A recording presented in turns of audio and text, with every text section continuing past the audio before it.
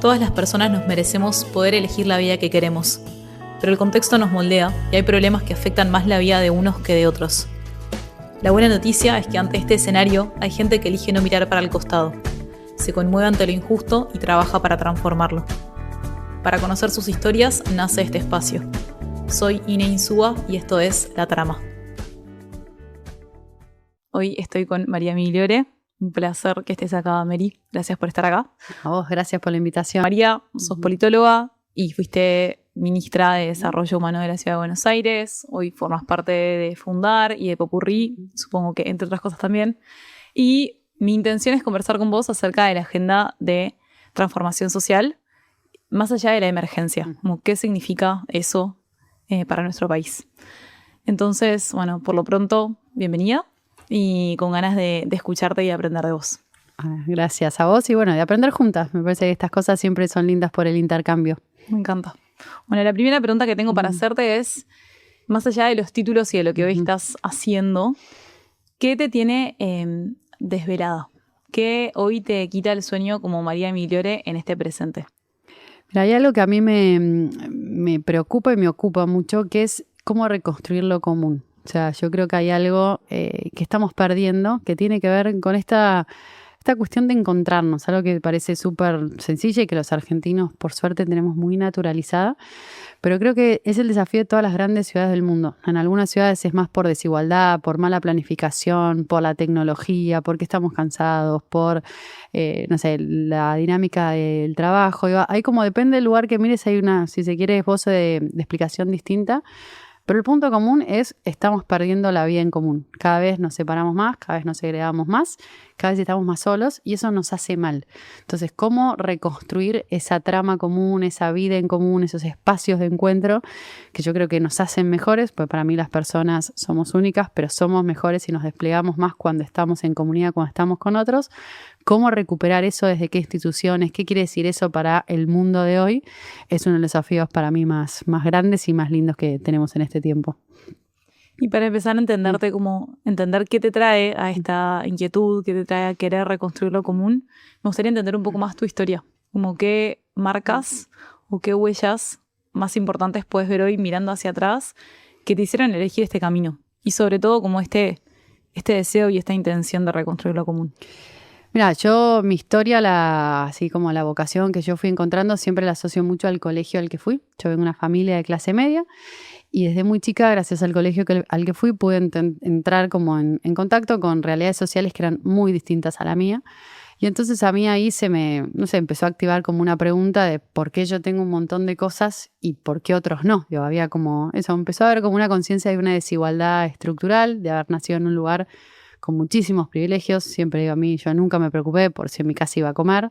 Lo veo hoy con mis hijas, yo tengo 2 hijas y eso me resulta como muy palpable. Ellas se levantan, tienen una rutina recontraarmada, van al colegio, después hacen una actividad que les gusta, me preguntan, ¿qué voy a comer hoy a la noche? No está en su mundo de posibilidades no comer hoy a la noche o pensar en tener que salir a trabajar a los 13, 14 años para ayudar en la casa, como le pasa a muchos chicos hoy en los barrios populares de Argentina.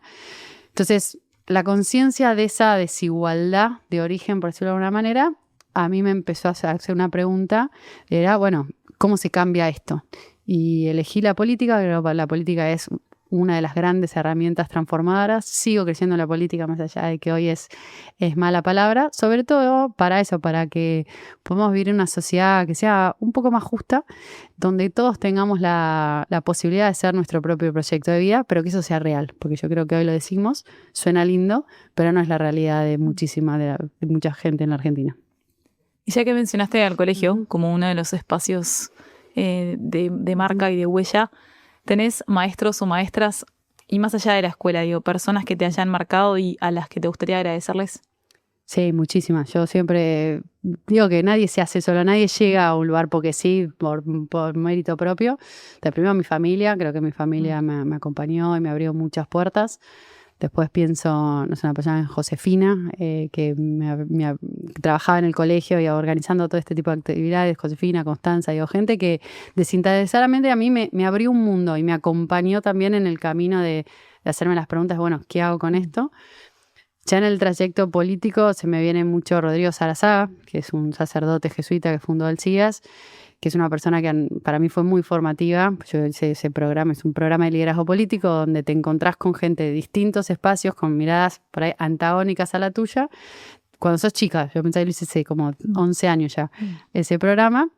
Y siempre la invitación era, vale la pena el encuentro con el otro. Capaz que el otro está viendo la realidad de una manera distinta, que puede ser complementaria a la tuya o a veces no, pero tiene algo para decir en la conversación y vale la pena que te sientes y lo escuches. Como salir un poco de esa idea, viste, amigo, enemigo, blanco, negro.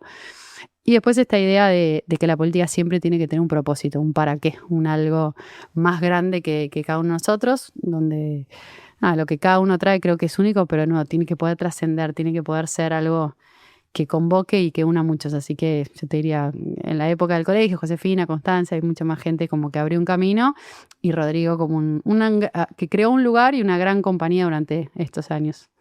Bueno, gracias a todos ellos. A ellos, muchas gracias. La verdad que sí.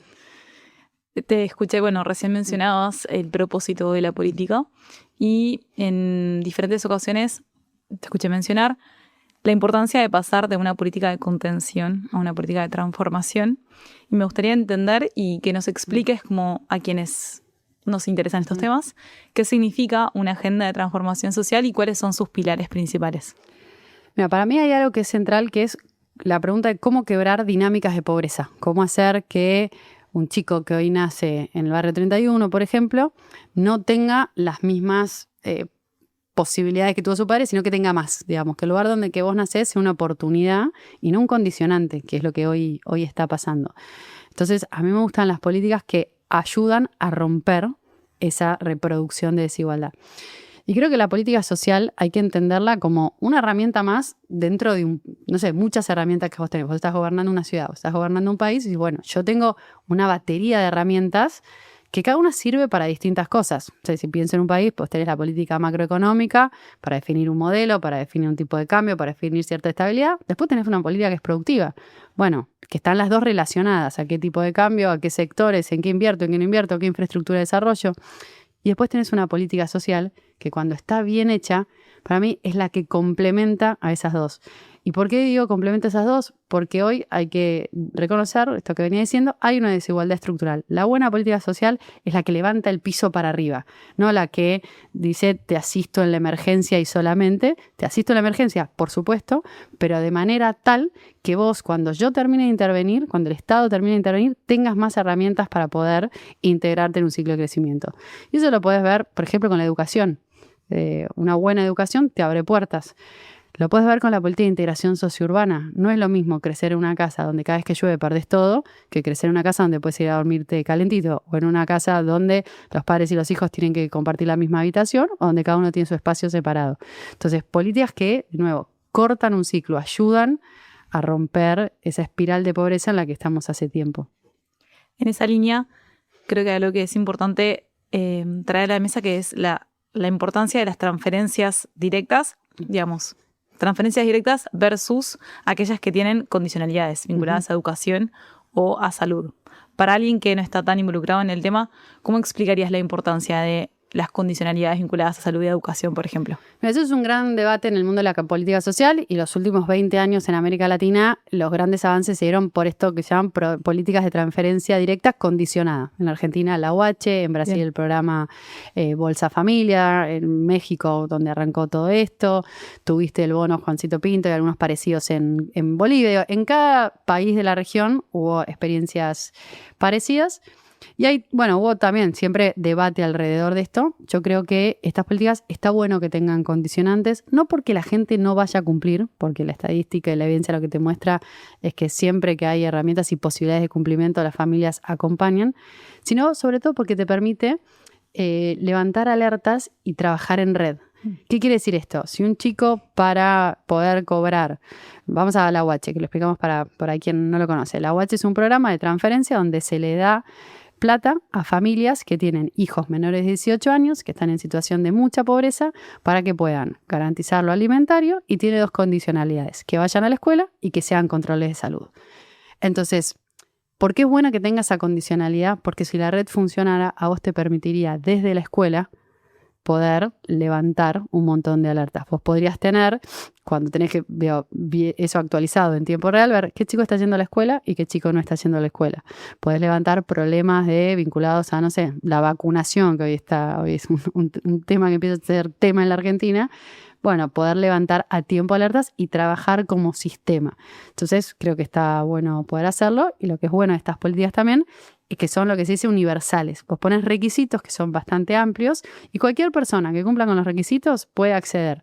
En el caso de la asignación universal por hijo, vas al ANSES, ves los requisitos, te anotás y la vas a recibir sin ninguna intermediación, sin ninguna extorsión. Digo, es directo y es limpio, y eso creo que está bueno.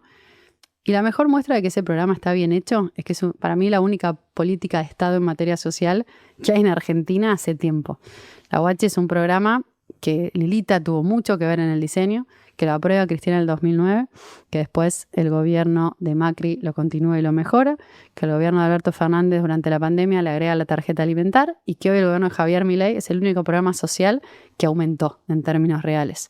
Entonces digo, bueno, evidentemente si hay una continuidad y no se está discutiendo como se están discutiendo el 90% de los temas sociales, y es porque está bien hecho, es porque llega donde tiene que llegar y porque tiene una función. Aprovechando esta tan clara descripción de esta política, te quiero preguntar si, pensando en tu experiencia de trabajar con familias, de trabajar con personas reales, ¿se te ocurre alguna historia de una familia, una persona que gracias a la presencia del Estado haya mejorado sus condiciones de vida? Sí, muchísimas. O sea, mi experiencia tiene más que ver con lo que fue la gestión de la ciudad de Buenos Aires, pero me acuerdo de, por ejemplo, en el Camino de Sirga, que es la Villa 2124, donde ahí lo que se decidió fue relocalizar a las familias que estaban viviendo a la vera del riachuelo. Me acuerdo perfecto, una familia que era una mujer que se llamaba Lorena, que tenía 2 hijos que se llamaban Luis y Tomás, eran re chiquititos. Ella estaba sola y la casa era un basural, o sea, era de lo más indigno que te puedas imaginar. Era una piecita, una casa era como un cuadrado donde todo estaba medio junto, estaba un horno en condiciones recontra precarias, sin casi separación un colchón, con lo cual imagínate el riesgo de incendio que vos podías tener ahí, porque en invierno se calefaccionaba con la hornalla. Y bueno, ellos fueron una de las familias que yo me acuerdo haberla conocido a ella cuando estábamos haciendo el censo para poder relocalizar a las familias. Y ella fue una de las adjudicatarias, se mudó a uno de los departamentos nuevos que se construyeron. No, procesos que siempre tienen pros, contras, aciertos, errores, pero vos veías las condiciones en las que ella iba a criar a sus hijos antes y después, y decís claramente, acá hay un punto de partida que es bien, bien diferente. Y aprovechando que mencionaste la gestión, digo, ¿cómo, y pensando en esta historia, Luis y Tomás? Bien. Pensando en la situación de urgencia, de emergencia de una familia, y al mismo tiempo la búsqueda de mejora estructural, digo, de pensar en sus condiciones de vida a largo plazo. ¿Cómo gestionabas, estando, o sea, como ministra, la tensión entre la urgencia y el largo plazo? Mira, creo que esa respuesta tiene como muchos planos primero ahí creo que hay algo que es también como existencial también de aprender a lidiar cuando uno está en la gestión pública, si bien siempre hay que transformar y tener claro el lugar que uno está ocupando. Las necesidades en un país como la Argentina son mucho más grandes de las que el Estado puede abarcar. Entonces aprender también a lidiar con el límite, con los procesos, con lo que se puede cambiar en momentos determinados. Y eso creo que es importante. Y creo también que es importante para quien gestiona, pero que hoy creo que le falta un poco de verdad a la sociedad y al debate público, también diciendo, bueno, en 4 años los que te toca pasar por el Estado, se pueden solucionar estos problemas, no todos. Y a veces eso parece que es derrotista, que es resignarte. Yo creo que es mucho más transformador y mucho más verdadero, porque se pueden generar como acuerdos posibles. Si no llega la política y dice, yo voy a cambiar todo, y después lo que puede cambiar es esto. Y ahí empiezan las frustraciones, el descrédito que hoy tiene la política. Creo que sí, nos animamos a tener conversaciones más sinceras. Y bueno, otro sería el resultado respecto a cuánto la gente cree y valora la política. Y después creo que hay algo yo soy medio nerd y me gusta mucho la gestión del Estado y lo concreto y que podamos transformar. Entonces yo me acuerdo mucho de tener unas conversaciones de planificación con mi equipo que era, bueno, vos tenés, por ejemplo, yendo al proceso de integración urbana, pongo como ejemplo, bueno, lo transformador pasa por que las obras de agua se hagan, por poder pavimentar, por poder poner los nombres de las calles, por mejorar las plazas, digo, por todo lo que estaba proyectado. Mientras eso va pasando, hay un montón de urgencias. Por ejemplo, los incendios. Cuando está bastante medido que en invierno y en verano los incendios en las villas crecen mucho. ¿Por qué? Porque las conexiones eléctricas son muy informales y precarias. Entonces, ¿cuál es la verdadera transformación? Cambiar todas las conexiones, hacerlo bien y que eso deje de pasar. Ahora, mientras eso se hace, que lleva tiempo, vas a tener emergencias. Yo creo que cuando estás en el Estado y lo sabes gestionar bien, la emergencia se puede planificar. Yo me acuerdo mucho de las conversaciones con el equipo y les decía, para la familia que perdió todo, es una emergencia y es un día catastrófico. Nosotros tenemos que poder prever cuántos accidentes vamos a tener. ¿Para qué? Para poder dar una respuesta muchísimo más rápida. Entonces, yo creo en la buena planificación, creo en la buena gestión, creo en incorporar tecnología en el Estado y creo que cuando eso se hace bien, vos podés tener muchos mejores resultados. Y entonces, emergencia y transformación no son contradictorias, son dos maneras de gestionar que al final del día van como en paralelo de alguna manera y la emergencia, mejor resultado, te permite transformar más grande. Gracias por tu respuesta, porque creo que es la primera vez que escucho una respuesta así que gracias. Y aprovechando como las tensiones, me interesa también traer una tensión que veo que también estuvieron trabajando desde Fundar y quiero escuchar tu perspectiva, entre Estado y mercado, que a veces se presenta como una falsa dicotomía, yo creo que es una falsa dicotomía. Me gustaría como escuchar tu mirada acerca de esta relación y cómo incluir al mercado en las soluciones o al sector privado no significa como privatizar al Estado tampoco. Absolutamente, y me alegro que traigas este tema porque creo que es la discusión que, sobre todo el progresismo que tiene que tener y que un progresismo acorde a estos tiempos tiene que poder tener una propuesta en ese sentido. Yo, para empezar, no creo mucho en las antinomias, Estado o mercado. Estado y mercado. Después podemos discutir en qué proporción, de qué manera y en qué temas.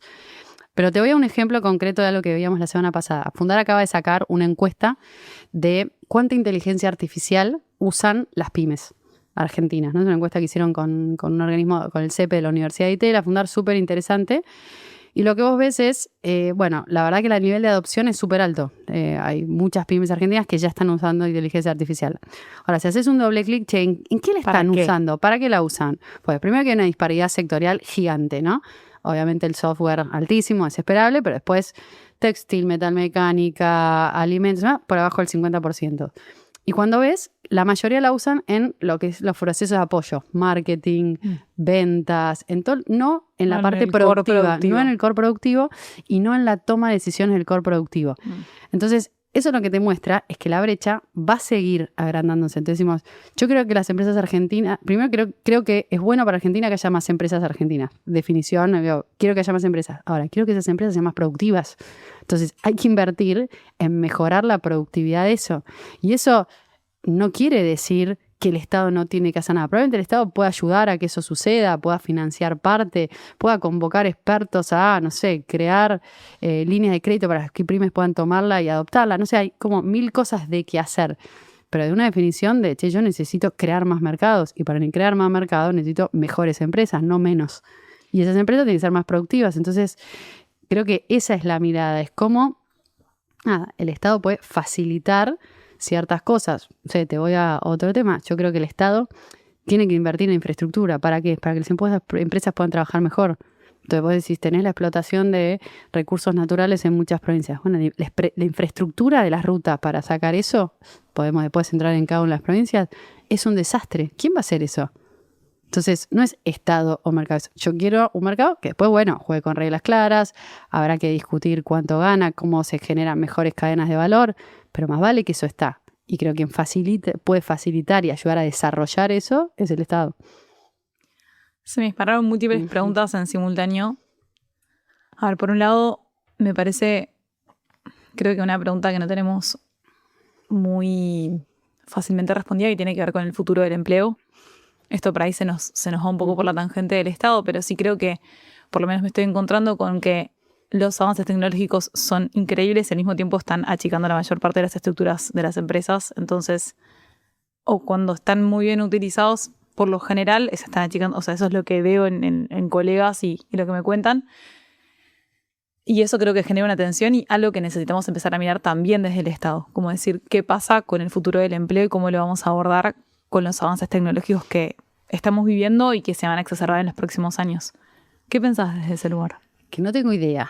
Bien. Primero, Okay. estoy leyendo un montón, Okay. pero la verdad es que no tengo así como una respuesta a esto, porque viste que también hay Bien. muchísimo debate en cómo se va a incorporar la inteligencia artificial, en qué sectores, de qué manera, qué va a reemplazar y qué no, con lo cual, viste, hay puntos distintos. Sí, lo que estoy segura es, estamos ante un cambio que tiene la magnitud de lo que fue la revolución industrial. Creo que no somos ni conscientes de que esto realmente va a cambiar muchísimo nuestra vida. Y sí creo que en ese cambio que es bien estructural, el Estado le está corriendo de atrás. Y te doy un ejemplo, la reforma laboral. Yo creo que la reforma laboral de Milei es mala por 1.000.000 de motivos. Uno es porque es vieja, entonces discute con categorías del pasado. Y entonces, por ejemplo, tenemos un sistema previsional que tiene que recontra ser modificado, pero que va a ser un problema en los próximos años porque está cambiando todo el trabajo. Y entonces me hago una pregunta que es todavía más profunda, es, ¿el trabajo va a ser el gran ordenador social como lo fue hasta ahora? ¿O tengo que pensarlo en otras categorías? ¿Tengo que pensar la protección social de otra manera y no vincular la cantidad de años de empleo formal que tuviste en una empresa? Pues ya nadie trabaja 30 años seguidos. Hoy los cambios de trabajo son muchísimo más cortos. La mayoría de la gente trabaja de manera informal y no solamente sectores bajos, donde eso tiene un montón de consecuencias negativas. Entonces, ante una cosa que viene cambiando vertiginosamente, ¿no habrá que frenar además un poquito y decir, che, si repensamos todo? Porque hoy toda la organización de la sociedad está en función del trabajo. Todos los derechos sociales, desde los más chicos hasta los más grandes, están pensados asociados a eso. Entonces digo, si eso cambia, ¿no habrá que cambiar también todo lo demás? Entonces estoy leyendo mucho, haciéndome preguntas para bajar eso a cosas bien concretas, como por ejemplo, cómo vamos a hacer con un sistema previsional que hoy está quebrado, pero que además, entre que vamos a tener menos hijos y vamos a trabajar más de distintas maneras, lo único que va a hacer es agravar ese problema. Entonces seguimos discutiendo con las categorías anteriores o nos animamos a poner un eje en blanco y decir, che, si lo ordenamos diferente. Me pregunto en este gran desafío de pensarnos y de diseñar el futuro y el presente en gran medida, pero sobre todo lo que viene, que para lo que viene hay que prepararse, es qué actores sociales necesitamos estar involucrados en esas conversaciones y de qué manera. Te pongo un ejemplo en mi práctica profesional. Sí. Yo trabajo mucho en política educativa y nos pasa que, por supuesto, la inteligencia artificial atraviesa de manera muy profunda nuestro espacio. ¿Y qué pasa? Las escuelas no saben cómo abordarlo. La docencia tampoco lo sabe. Las familias vienen preocupadas. Los chicos están totalmente desorientados. Hablamos con el ministerio. Trabajo mucho con el ministerio directamente. Y el ministro dice, pero no tengo ni la más pálida idea. O sea, no es que no dentro de este sistema, que es un ejemplo dentro de muchos, ninguno de los actores sabe bien hacia dónde llevar la pelota y hacia dónde mirar. Entonces, también lo que nos pasa es que a todos, en diferentes niveles, el gobierno local, el gobierno nacional, el provincial, las escuelas, los directores, todos tenemos una confusión con respecto a cómo abordar este desafío. Me pregunto a veces cómo generar esos espacios de diálogo significativo, porque creo que nadie tiene una respuesta clara. Yo creo que hay que probar. Creo que es un cambio tan fuerte que lo estamos como aprendiendo a vivir ahora, en términos reales. No sé, pienso, no es inteligencia artificial, pero todo lo que está pasando con el uso de las pantallas en los más chicos. Y no sé, no tenemos conciencia de que, no sabemos perfectamente qué hacer. ¿Por qué? Porque está pasando ahora, porque yo no me crié con pantallas, entonces no tengo una referencia para decir, che, esto era así, me gustaba más, menos, lo llevo para allá o para allá. Es como una irrupción de un fenómeno que es nuevo. Las plataformas, los algoritmos, pasó en los últimos, 10 años. Entonces creo que es algo que también, no sé, en ese tema, jóvenes, adultos, estamos pensando distintas cosas. Entonces yo te pongo ese ejemplo hoy, muchos colegios están prohibiendo el uso. Bueno, no sé si la prohibición total es lo mejor. Ahora, prefiero que probemos eso, veamos qué pasa y tomemos cartas en el asunto, que sigamos como sin actuar. Entonces, ¿cómo se incorpora la inteligencia artificial? No sé si tenemos toda la respuesta. Empecemos a prototipar, empecemos a decir, bueno, probemos esto. No sé, que los chicos la usen de tal manera en la escuela secundaria, que la aprendan para que capacitemos a los docentes. Hagámosla, abracemos el problema, por decir una manera, o el desafío, pero tampoco sé si es un problema. para que nosotros podamos liderarlo. Porque a veces, si no, siento que es como estamos todos con una actitud muy pasiva. Y va a venir la tecnología y nosotros así, bueno, paren, el cambio se debe poder hasta promptear. Yo me gusta esa expresión de vos, cuando estás usando tu inteligencia artificial, te decís bastante claro qué querés. Y cuanto mejor le decís qué querés, mejor es el resultado. Bueno, entonces, digamos qué queremos, definamos qué es lo que, para dónde queremos ir. Bueno, no sé, la inteligencia artificial, que los chicos lo usen, pero en ciertos temas nada más, pues en otros tienen que aprender a razonar, en estas materias sí, en estas no. Definamos qué queremos y probemos, y es prueba y error esto, y también creo que se va a ir haciendo camino al andar. Me parece interesante, hablando de tensiones, cómo conviven a la hora de diseñar políticas sociales, intervenciones sociales, el futuro y el presente. Y sobre todo, bueno, el pasado a veces reivindicándose y actualizándose. Pero volviendo un poco al presente y para seguir profundizando en cuestiones de pobreza, en 2021 ustedes trajeron la medición de la pobreza estructural o multidimensional. Y me gustaría que expliques o traigas esta diferencia de por qué es importante medir la pobreza teniendo en cuenta sus múltiples dimensiones. Y sobre todo lo traigo porque creo que el desafío de pensar a futuro implica el presente y esas tensiones conviven de forma muy fuerte mientras pensamos en qué hacer con las pantallas. Al mismo tiempo, la mitad de los chicos que nacen bajo la línea de pobreza. Entonces, hay una convivencia ahí que me parece, por lo pronto, muy compleja. Sí.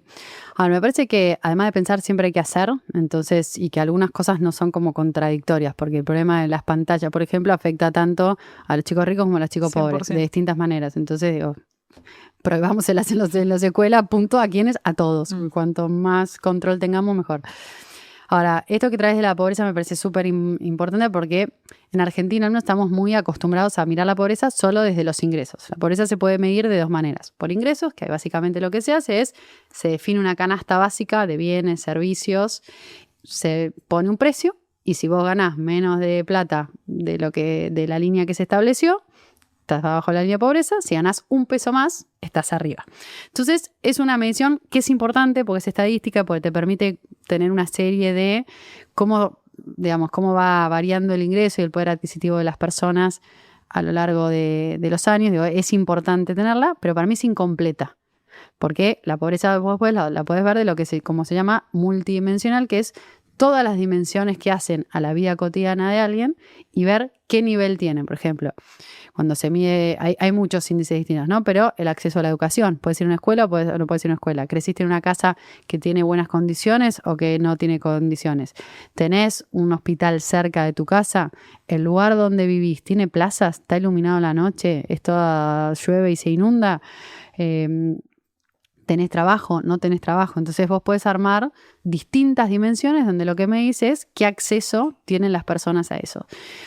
Y para mí estas dos mediciones son complementarias y lo que está bueno ver es, en general, la medición de la pobreza por ingresos está muy atada a algunos índices como la inflación, por ejemplo. Entonces depende más subirla o bajarla de políticas nacionales. Independientemente de que desde las ciudades se pueden hacer cosas, está mucho más vinculada a la macro general. Después podemos discutir si también medidas, si no hay que ajustar cosas, pero marca eso. En cambio, para mí lo interesante de la pobreza estructural es que se puede trabajar desde las ciudades, muchísimo. Y creo que desde las ciudades se puede hacer un montón. Porque entonces a veces también miramos, como decimos, los grandes nubes de pobreza y nos abruman.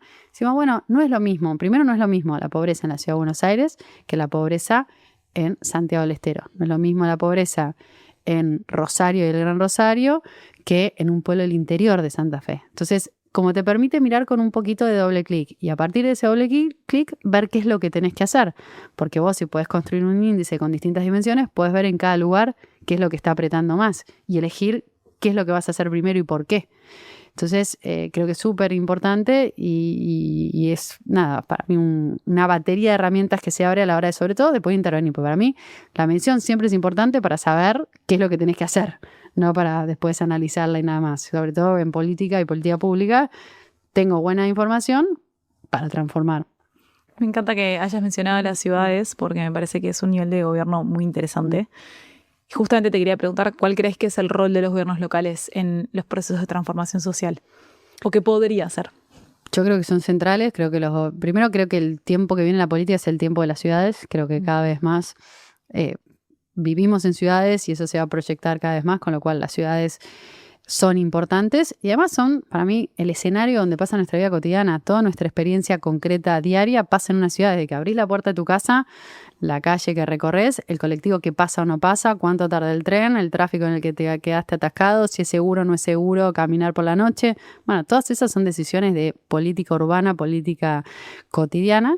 Y creo que los gobiernos locales son los que tienen la cercanía con los vecinos y con las vecinas, con lo cual hay una oportunidad gigante ahí de inventar formas de participación distintas, de involucrar al sector privado de una manera diferente, de poder dar respuestas en el territorio, y vale para cualquier tema.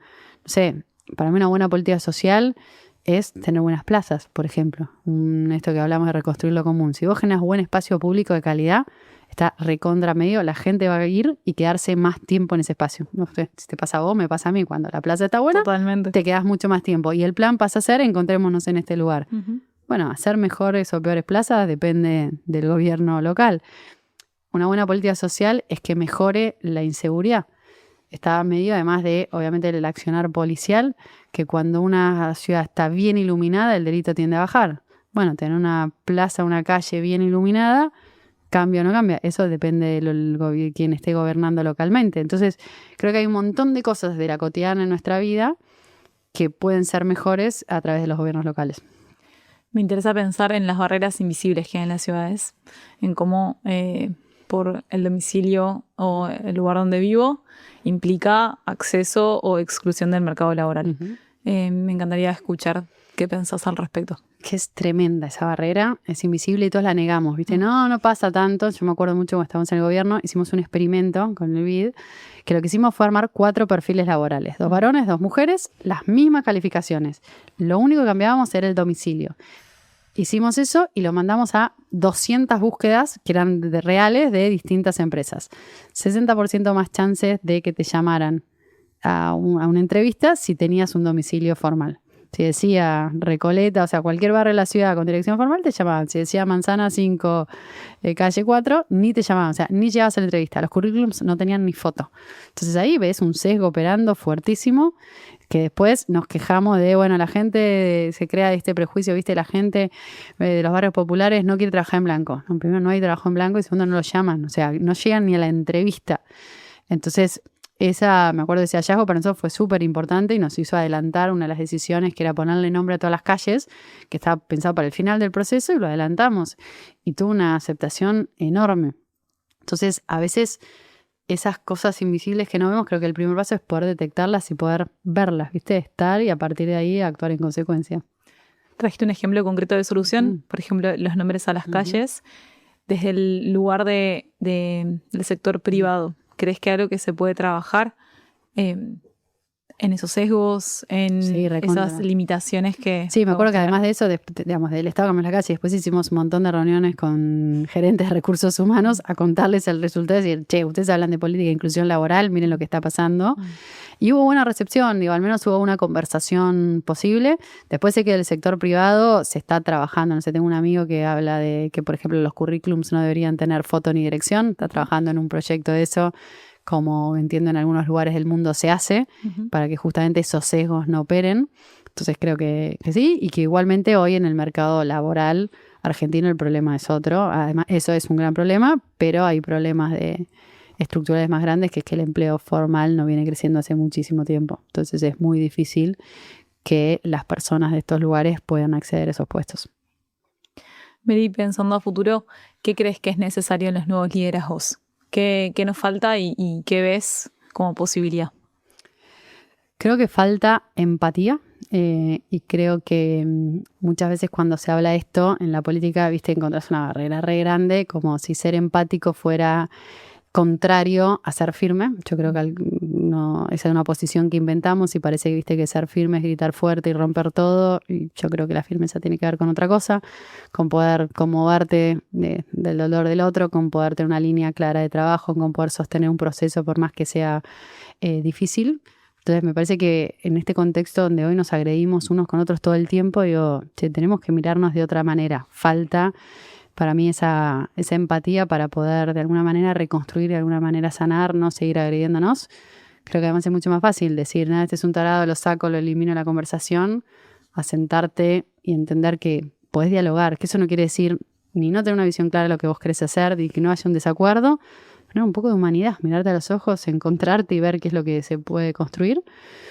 Y lo segundo, te diría, yo creo mucho en los procesos colectivos.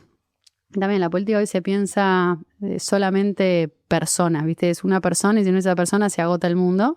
Y creo que eso está viejo, al menos como yo entiendo el liderazgo, las mejores transformaciones se dan cuando muchas energías pueden complementarse y jugar juntas. Entonces creo mucho en eso, que con una visión clara de transformación, de saber qué es lo que se quiere hacer, bueno, poder convocar a los mejores en eso, que ya sea los mejores de cabeza, los mejores de corazón, los mejores liderazgos, como una combinación de distintas personas que puedan vibrar en la misma sintonía en pos de hacer real una transformación común. Que no significa que necesariamente sea más fácil. No, mucho más difícil. Al contrario, me Totalmente. parece muchísimo más difícil. Requiere mucha visión, mucha audacia, mucho trabajo interior, bancar procesos. Pero creo que es una dinámica totalmente distinta y que es transformadora y creo que es la que el mundo está necesitando hoy. O al menos yo ya no creo más en personas mesiánicas salvadoras de que llegan un día, inventan el mundo y como todo lo anterior no funcionó y lo que va a venir después no sirve. ¿Por qué? Porque estás vos y nada más. Entonces no creo en eso.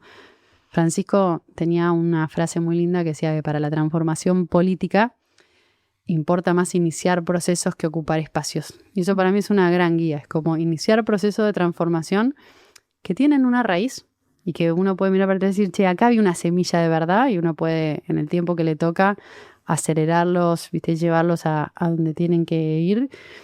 Y después también saber que lo van a trascender, como que es verdadero si puede seguir más allá del tiempo que ocupó una persona en un espacio determinado. Mary, hiciste referencia al trabajo interior. A mí me interesa mucho entender qué sostiene a las personas que trabajan, o me animo a decir que trabajamos en procesos de transformación social. Creo que hay algo que va más allá de la actividad concreta, del rol concreto, de la organización en la que nos desempeñamos o que te desempeñás concretamente, que sostiene la intención, que sostiene la misión, que sostiene el hacia dónde. En tu caso, ¿cuál es tu fuente? Yo tengo una mirada espiritual de la vida y la trato de ponerla en práctica. Creo que fue cambiando a lo largo del tiempo, pero trato de darle espacio, como esa profundidad y ese tratar de tener siempre como el sentido a flor de piel, ¿no? El saber, el poder preguntarme bastante seguido, bueno, ¿para qué estoy haciendo esto? Y además de una pregunta para adentro, también para mí es importante la búsqueda, no insisto con esto, como colectiva, ¿no? Creo que en generar grupos y espacios donde esa pregunta por el sentido esté presente y que te permita gestionar egos, saber cuándo tenés vos que ocupar un espacio y cuándo le tenés que dar espacio a otro, porque para el proyecto de transformación es mejor que otra voz tome más protagonismo.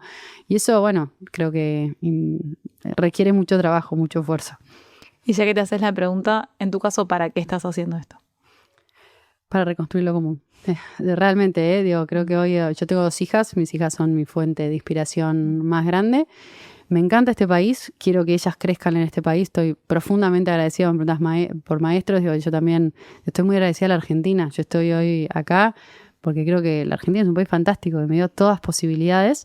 Por supuesto que tenemos problemas, pero creo que hay que empezar a contarnos otra historia de nosotros, una que sea mucho más agradecida, mucho más valorativa, una que nos permita revalorizar lo bueno que tenemos y sanar también las heridas y verlas como, bueno, todavía no logramos esto, pero no logramos esto, entonces somos malísimos, no, todavía, capaz que en un tiempo si lo miramos distinto podemos ir para adelante.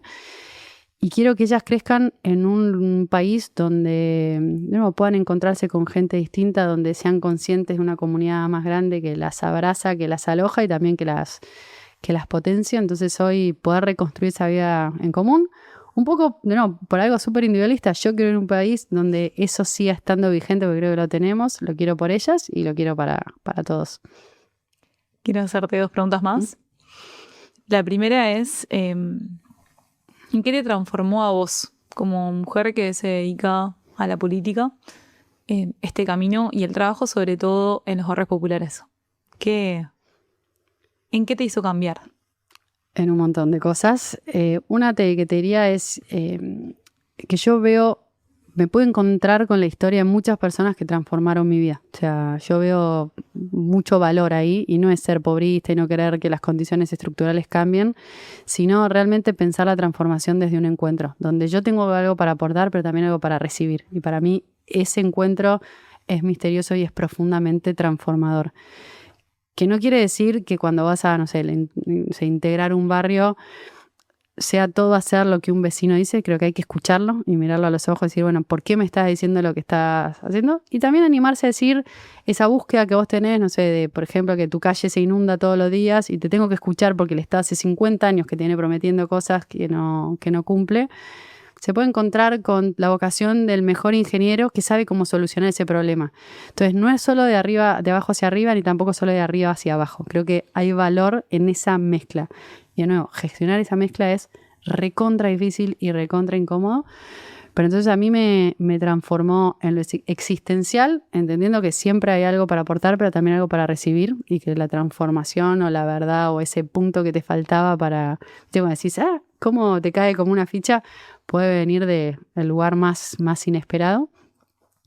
Y que la mezcla, que la verdadera transformación es mezclando cosas. Y de nuevo, es re incómodo, pues es mucho más fácil llegar con tu equipo y decir esto va a ser así y está, que sentarte con una hoja en blanco y decir nuestra idea es esta, qué tenés para sumarle y cómo cambiamos eso para que sea algo que pase entre todos.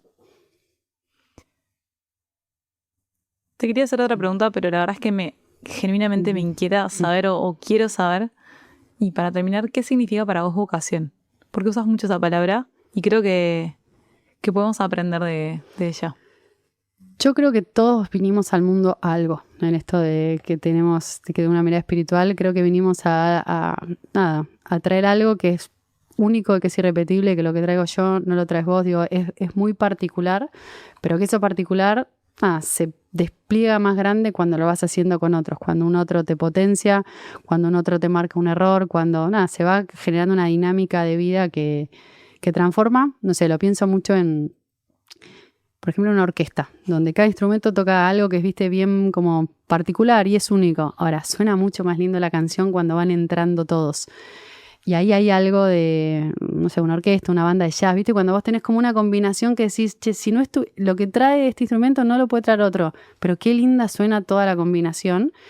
Entonces, para mí la vocación es eso, es encontrar qué venís a traer vos, que puede ir cambiando a lo largo de la vida, pero qué es eso propio que venís a regalarle al mundo. Gracias, un placer escucharte, realmente. No, a vos, muchas gracias.